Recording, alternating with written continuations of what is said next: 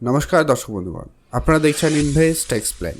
আজকে আমরা এই ভিডিওতে এসবিআইয়ের একটা দারুণ মিউচুয়াল ফান্ড স্কিম নিয়ে আলোচনা করব, যা লম্বা সময়ে আপনার জমানো টাকাকে কয়েক গুণ বাড়িয়ে দিতে পারে। ধরুন আপনি আজকে 1,00,000 টাকা কোথাও বিনিয়োগ করে রাখলেন, সেটা 5 বছর, 10 বছর কিংবা 15 বছর পরে ওই টাকাটা কম্পাউন্ডিংয়ের জাদুতে 5 লক্ষ থেকে 27 লক্ষ টাকা পর্যন্ত হতে পারে। আপনি কি আপনার সন্তানের উচ্চশিক্ষা কিংবা তাদের বিয়ের জন্য কিংবা ভবিষ্যতে কোনো বড় কিছু স্বপ্ন পূরণের জন্য কোনো বড় ফান্ডের পরিকল্পনা করছেন? তাহলে আজকের এই ভিডিওটি অবশ্যই লাস্ট অবধি দেখবেন। এইখানে একটা আপনাদের কাছে রিকোয়েস্ট থাকবে, যদি ভিডিও ভালো লাগে অবশ্যই লাইক তো করবেনই, আপনারা চ্যানেলটিকে অবশ্যই সাবস্ক্রাইব করে রাখবেন। আমরা যে স্কিমটা নিয়ে আলোচনা করতে চলেছি তার নাম হচ্ছে SBI Nifty mid cap 150 index fund. এর নাম থেকে বোঝা যাচ্ছে ফান্ডটির টাকা সরাসরি ভারতের টপ 150টি কোম্পানিতে বিনিয়োগ হবে, যারা আগামী দিনে টপ 100 কিংবা টপ 50-র মধ্যে আসবে, আর তার সঙ্গে সঙ্গে আপনার টাকাটাও বাড়তে থাকবে। এই ফান্ডের পারফরমেন্সের দিকে যদি দেখাই তাহলে গত 3 বছরে এই ফান্ড রিটার্ন দিয়েছে 19.8% এবং গত বছরে দেখলে 7.33% রিটার্ন দিয়েছে। মার্কেট এত ডাউন থাকার পরেও ফান্ডটি ভালো রিটার্ন জেনারেট করেছে। এই ফান্ডটি 2022-এ শুরু হয়েছিল, তবে আজ পর্যন্ত গড় রিটার্ন যদি দেখা যায় ওভারঅল 20.42%। তবে এখানে একটা ডিসক্লেমার থাকবে, এই ফান্ডটি কিন্তু হাই রিস্ক ক্যাটাগরির ফান্ড, কারণ এটি সরাসরি শেয়ার বাজারের সাথেও কিন্তু যুক্ত। তাই বিনিয়োগ করার আগে নিজের রিস্ক জেনে নেওয়া এবং ক্ষমতা যাচাই করা অবশ্যই জরুরি রয়েছে।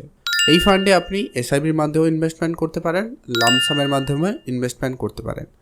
এসআইপির মাধ্যমে করতে গেলে আপনাকে মিনিমাম 500 টাকা দিয়ে শুরু করতে হবে, আর লামসাম করতে গেলে মিনিমাম 5,000 টাকা দিয়ে বিনিয়োগ শুরু করতে পারেন। এই ফান্ডে কোনো লক ইন পিরিয়ড নেই, অর্থাৎ আপনার বিপদে আপদে যে কোনো সময় আপনি আপনার টাকা এখান থেকে তুলে নিতে পারেন।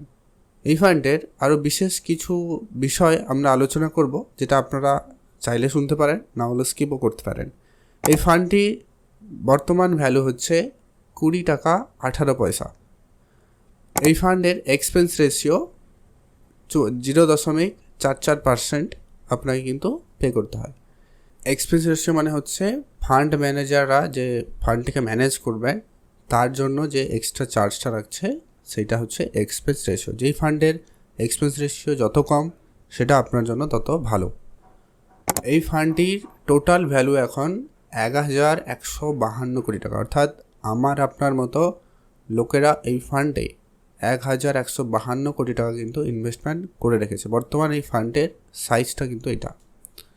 এক্সিট লোড মানে আপনি ধরুন মাঝখান থেকে এই ফান্ড থেকে বেরিয়ে যেতে চান, মানে এটাও আবার যদি 30 দিনের মধ্যে হয়, ধরুন আপনি আজকে শুরু করলেন, আগামী 30 দিনের মধ্যে ফান্ড থেকে বেরিয়ে যেতে চাইছেন, তাহলে কিন্তু আপনাকে একটা পেনাল্টি চার্জ হিসাবে এক্সিট লোড রয়েছে, সেটা কিন্তু দিতে হবে, যেটা হচ্ছে কি 0.25% কিন্তু আপনাকে দিতে হবে।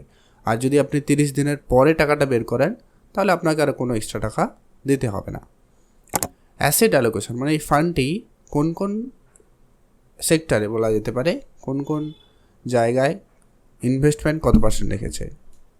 লার্জ ক্যাপ ক্যাটাগরি মানে যাদের AUM অনেক বেশি, বড় কোম্পানি, তাদের যে ক্যাটাগরি আছে তাদের উপরে আছে প্রায় 11.91% ইনভেস্টমেন্ট করা রয়েছে। আপনার ফান্ডের টাকাটা কিন্তু ইনভেস্টমেন্ট হবেও। আর মিড ক্যাপ ক্যাটাগরিতে মানে যেগুলো মিডিয়াম, যেটা লার্জ ক্যাপ হবে আগামী দিনে, সেই সমস্ত কোম্পানিতে প্রায় 83.72% ইনভেস্টমেন্ট করা যায়। এটা অলরেডি মিড ক্যাপ ক্যাটাগরির মিউচুয়াল ফান্ড, তাহলে সেখানেই বেশি ইনভেস্টমেন্ট হবে, এটা স্বাভাবিক। তারপরে স্মল ক্যাপে আছে 4.29% মতো, কিন্তু আপনার স্মল ক্যাপ কোম্পানিগুলোতে ইনভেস্টমেন্ট করা রয়েছে। টপ সেক্টর ওয়াইজ যদি আমরা বলি তাহলে ফাইন্যান্সিয়াল সেক্টরে যেসব কোম্পানি ফাইন্যান্সিয়াল মানে ব্যাঙ্কিং সেক্টর বলা যেতে পারে, সেই সমস্ত সেক্টরে প্রায় 17.03% ইনভেস্টমেন্ট করা রয়েছে। সার্ভিস যারা দেয়, প্রোভাইড করে, সেই সমস্ত কোম্পানিতে প্রায় 13.95% পর্যন্ত ইনভেস্টমেন্ট করা রয়েছে। আর ক্যাপিটাল গুডস এরকম সেক্টরে প্রায় 12.89% ইনভেস্টমেন্ট করা রয়েছে। হেলথ কেয়ারে আছে 10.17%।